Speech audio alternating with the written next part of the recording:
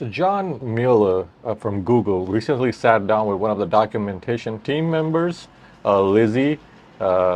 She is responsible for documenting SEO related stuff. If you go to the Google Webmaster Help section, that's the documentation she mainly handles. And John was talking to her about, on his podcast, he was speaking to her about how they do SEO. And I thought it was a very insightful podcast, not only because she's discussing SEO, and John really is the only person who we refer to when speaking about Google's official person on point for SEO, which he officially isn't, but since he's so active and talking about SEO, everybody just refers to him. And so he interviewed LIzzy, who in my opinion, is not an SEO person. And at some point, you will see, as I will play the recording, they hire an SEO company to come in and take a look.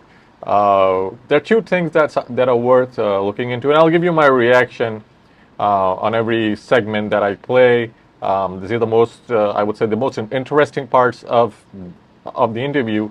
But you can go ahead and watch the interview in its entirety, listen to it in its entirety, to be precise. And in my opinion, it's worth. As someone who runs my own SEO company, there's a lot of the things that she mentioned are something that we encounter on a daily basis. Then there's also the fact that there's something that she is not intentionally stating, and that is something that I will state on her behalf.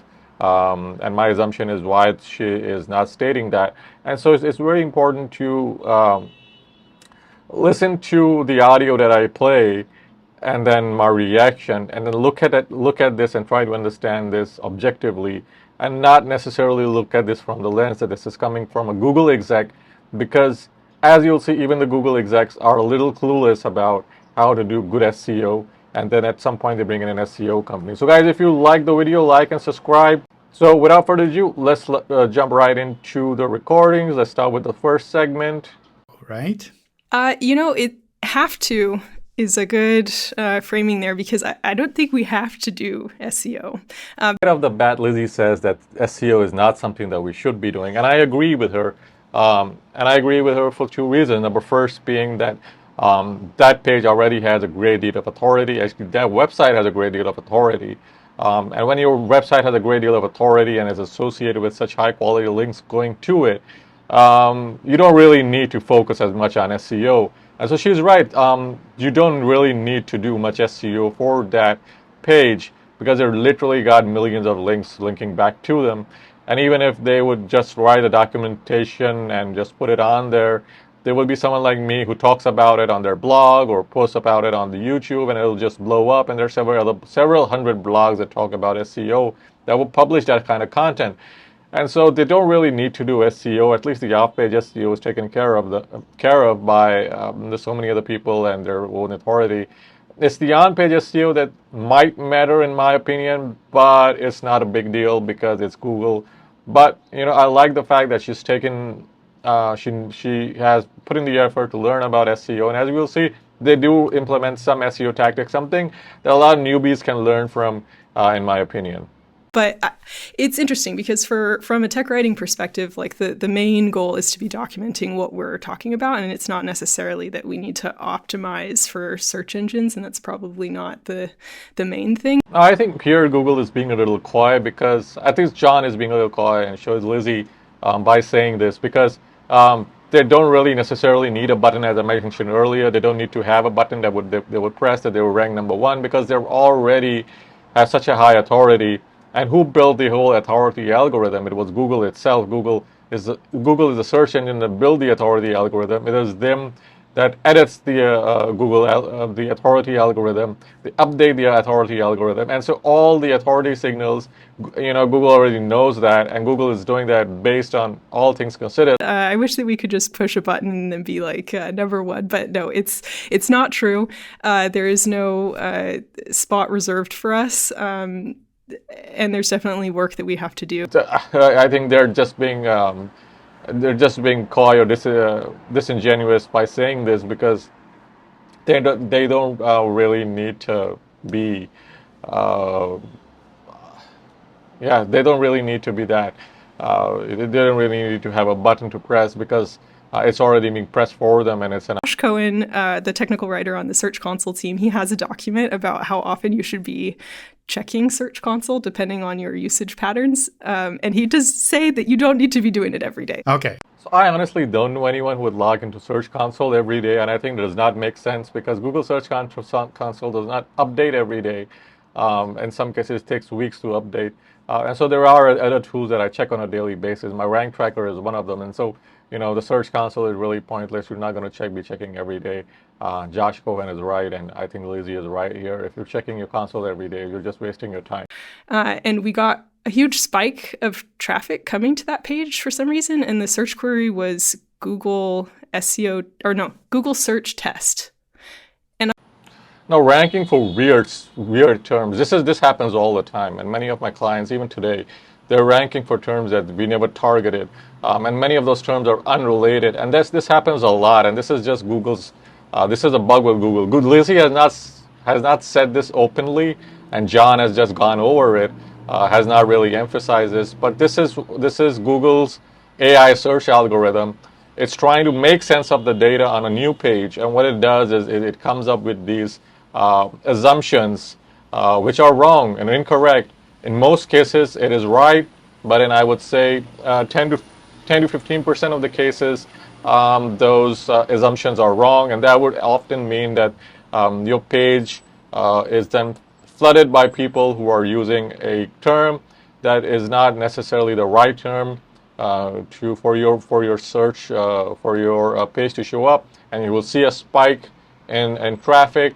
Some people just see the spike in traffic and they're like, okay, our content is working, and then suddenly that spike disappears because then Google learns that this is not the right term, and then the traffic disappears, and then they send me an email saying, okay, so we saw a spike in traffic and the traffic disappeared, and I will go and look into the keywords that were bringing in the traffic, and I see that with unrelated keywords or keywords that are incorrectly bringing the wrong traffic.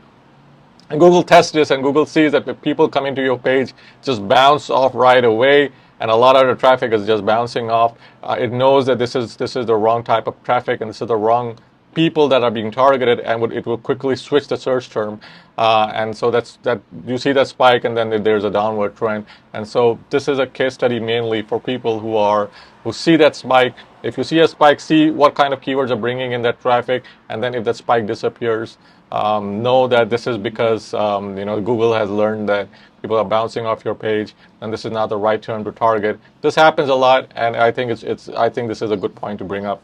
This weird bug that we had where we were missing, like it found the broken links. Every link, it was a URL that ended with the letter M. So as I said, see, she identified the bug, and Screaming Frog was able to find that bug. This is a bug you would not be able to find. Trust me. This is not the exact same bug that I've had to deal with an M at the end of the URL. But trust me, there are bugs that you'll run into when you run Screaming Frog. And the larger the website, the more bugs and the more peculiar bugs you will run into. And I think this just saved the day for her. It just paid back, her subscription 1,000-fold by just identifying this bug. In my opinion, it might be just something relating to their AI system, that they have this auto generation for the URLs, and I think that's probably one of the reasons. That's probably one of the reasons why they have this M at the end of the URL. But I could be wrong. She doesn't go into what the bug was and how they addressed it. But I think that was probably the bug, and they were able to fix it, obviously. Few weeks we've changed our structure again, and I think this might be like the third iteration of just management, I guess, from an internal perspective, how we are grouping things, because I don't think it matters a lot. Now, site structure is one of the most important parts of SEO, and there's no shame in changing your site structure. I think this is a demonstration that if you see that there's a problem with your site structure, you shouldn't worry about changing it. You should change it, and you should not worry about SEO being affected, because your SEO is being affected because the structure is not good anyways. Now, one of the ways you can avoid this is before you actually start your website and before it grows into 1 million pages, is start with building what's called a content map. Build a content map is a comprehensive map of everything you want to cover on your website, all the pillar pages, all the blog posts, all the service pages, everything, map out everything, take a good look at it, see if it's if it's structured correctly. I have a video on using the reverse silo. Use a reverse silo, use a silo, use whatever tactic you want to use, but make sure that you have everything mapped out. Now, if you have not been able to do that, you have a relatively new site, or you have an old site that's not many pages large, run an audit on the page, run an audit on the website, and then map out pages that have not been created yet, or pages that you want to create, and then create those pages, and then structure those pages accordingly, in accordance with your existing pages, and then link them up in the content map, and then you make sure that you're creating those pages, and then you change the structure of your website accordingly. I think this is something that is fundamentally wrong with SEOs today, is that they keep telling clients that the structure cannot be changed and their structure is set in stone, and they should follow the structure that they already have, and there's nothing much they can do about it, because there's a lot you can do about it. You can change the structure. Yes, it will affect your SEO negatively until the new structure is indexed and until it has been completed. But you should be doing this, and don't worry about having to change your structure multiple times. Not only because Google is saying that this person said that she did it, because it is possible, and it will not ruin your SEO. It will not kill your SEO. It will not kill your website. It'll just improve it if you take the right steps. And if you don't know what you're doing, get an expert to do it for you, a person who knows what they're doing, not someone who's selling. Do you set up redirects, or do you just hope it works out? Oh, no, for sure, redirects, and I should test the redirects. Now, we all know setting up redirects is important, and if you're not redirecting properly, this could affect your SEO. And I think this is also the case with Google, and which is why LIzzy has set up redirects. But one of the things that most people don't know and most people don't talk about, and SEOs seem to not. We have a staging environment to make sure that the redirects work. And yes, redirecting things is good. Talk about this enough, is intentionally having 404s on your website. Larger websites will always have intentional 404s because they can't be logically redirected to another page because it does not share the same content. For instance, if you have a review of, let's say, the 1995 Honda Civic, and since then the page has been removed, or the Honda Civic has been discontinued for, let's say, 30 years, but you have that page and it's no longer relevant, you're not getting any traffic, and maybe even the page got deleted for some reason, but you don't have a replacement page. You don't have another page on the Honda Civic or an updated Honda Civic. And until you don't have that updated page, it's okay to have a 404. Now, if you do a review of the 2022 Honda Civic, you can logically redirect that page to the latest review. So anyone who's searching for the 1995, they see your page on SERPs, they will click on it, they'll be redirected to the latest review. And this thing happens a lot in the technology technology industry, especially tech-related blogs and even SEO blogs, because things get outdated. And the biggest mistake I see people make is they just redirect to any other page because they want to have the link juice redirect, which is not the correct approach. You should be redirecting, but you should be redirecting to content that's related or was related to the content that was on that page.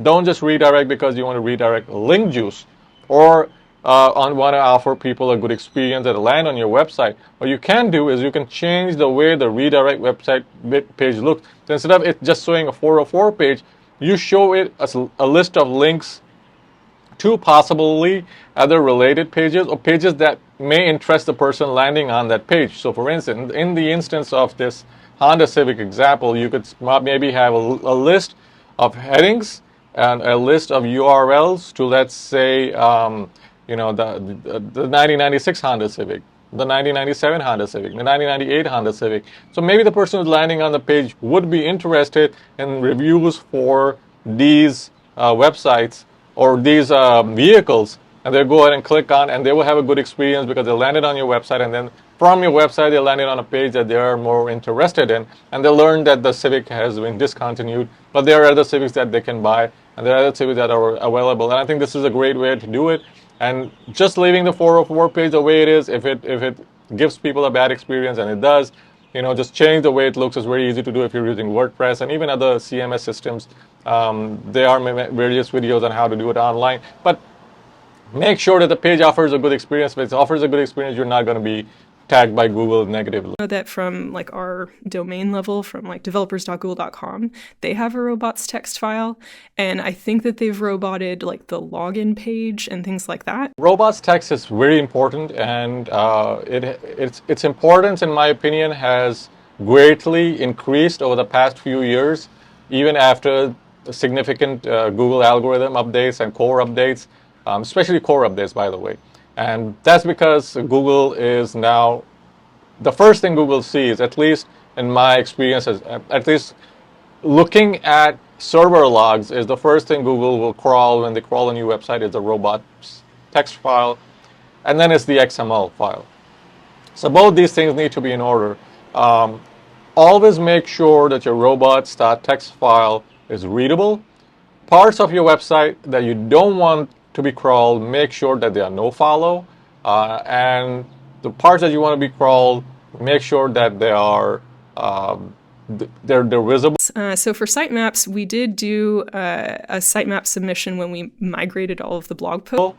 And then the next part is the XML file, the sitemap, and the sitemap is something that I think LIzzy talks about, and you want to make sure that everything on your sitemap is discoverable, and and this goes back to how your website is structured.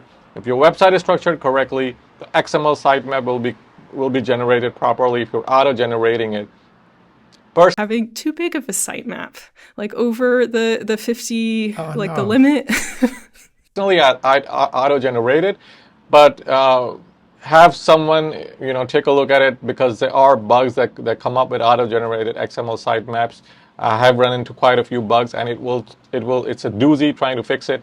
So make sure that you are that you're generating the most latest XML sitemap, and then you're uploading it to Google Webmaster Tools, and then Google will crawl the most latest one.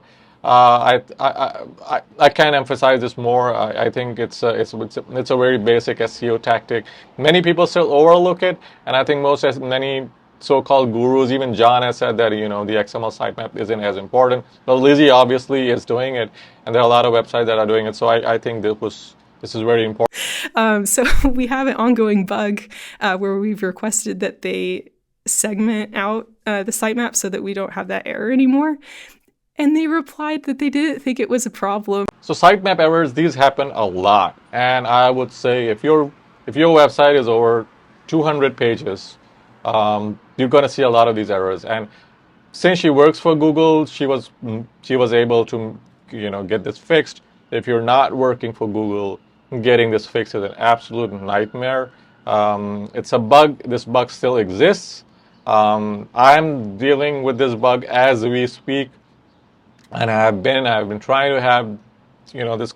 I'm trying to reach out to Google. I've been trying to, just have them, just take a look and fix this, and they can't fix it, and they're not giving me a proper reply. And this happens a lot. Now, if you're not working for Google, and if your website is having this problem, the best way out, my client doesn't want to do this, but the best way out is to just create another website. And then just build all the pages off of that website, and then link back to the main website. Have like a sub page or a sub website, a subdomain website, and just have everything linked back to that. That's a good way to do it. My client doesn't want to do that. Apparently, I don't know why. I've been trying to explain this to him. But if your website grows beyond a certain limit, you are going to have this problem. Google has not fixed this bug, and I think they don't talk about this enough. I think LIzzy should emphasize this, and it should be a very serious. This should be something that is very seriously addressed, because many e-commerce websites have more than 200 pages. So the more products you add and the more pages you have, you're going to have this problem. And I see a lot of e-commerce people coming to me for a solution to this issue. And obviously, if Google doesn't fix this bug, there is no solution from an SEO perspective. And when you're talking about like click-through rate from search results, I assume you're also looking at things like titles and descriptions, or do you think about those at all? Oh, yes, definitely I'm thinking about those. So titles and descriptions are always going to be a part of SEO. Many argue that maybe the title, description, and the H1 is not as relevant as it was 5 years ago, but it is still relevant. And I think the external SEO agency that they brought in said that, you know, if you want people to click on or, you know, just find your documentation relevant to their search, have to say about our site and anything that we could be doing to make improvements. And they said the titles and descriptions. And so we worked with them to add them all. Like we did not have any titles or descriptions. And that helped. You need to put in a description, an H1, a title that matches the search intent. And this is something I've always talked about, is to, you know, just don't worry about redoing your description, your title, and H1, because there isn't one perfect one, and then iterations of one of these of the metadata will help you better target your target audience, and sometimes also to match search intent, because Google keeps changing the search intent with each one of the algorithm updates. And so if the search intent has changed, you would obviously need to change at least your H1 and title. The description, maybe not so much, because what Google is doing is it's rewriting descriptions for many websites. Even if you put in like the best description ever, you know, Google's AI is just picking up a description from your website, not even from the relevant page, and just putting it there, thinking that it knows better than you. And it's testing these descriptions. And what's happening is the descriptions are entirely off. I have a client that, you know, I've tried everything. I've tried literally everything, and Google just picks up the wrong description from their contact us page and puts that into the description. It has nothing to do with their selling. It has nothing to do with their product, and that's causing a lot of problems. And honestly, there's nothing I can do about it. So I think even in LIzzy's case, Google tried to do that, and she'll talk about it later on. And there's nothing she could do about it, and there's nothing I can do about it. So, but what you can do is the title and the H1 is something that you can really tailor specifically to the search intent, and that would improve your click-through rate. And a higher click-through rate is a ranking algorithm. It's a ranking signal. So make sure that you're doing this correctly, even if you have to go through multiple edits to improve it. You know, it's worth the effort. I do it as well. How can you tell that you're doing SEO right? I mean, I don't want to say this because I feel like this is the bad answer, but it depends. It depends. Just look at this in the context of how an SEO and how an SEO process works, because the SEO process is going to be different for everyone. And for LIzzy, it was a different process. For you, it's going to be an entirely different process. The important thing is to make sure that you're consistently working on building your website towards final success. It takes some time because Google's algorithm, it keeps changing, and their the crawling robots aren't as fast as it should be, and a lot of time there are indexing issues, there are discovery issues, and then there are on-page issues, and there are technical issues. And I think this podcast is an eye-opener for any beginner who is starting to do SEO, doesn't understand SEO as well, to implement these. I mean, get a subscription to